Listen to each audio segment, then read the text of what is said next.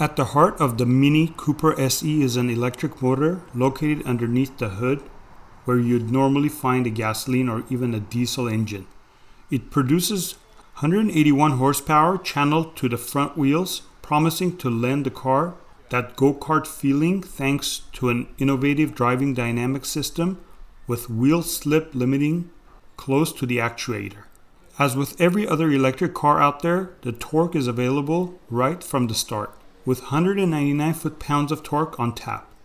The Mini Cooper SE goes from 0 to 60 miles per hour in 7.3 seconds. Interestingly, Mini says the all-electric hatchback can keep up the pace effortlessly with ICE-powered sports cars over the first 60 meters, or 200 feet, flat out. It will do an electronically governed 93 miles per hour top speed. Installed in the floor is a 32.6 kilowatt per hour lithium-ion battery pack with enough juice for 146 to 168 miles of range.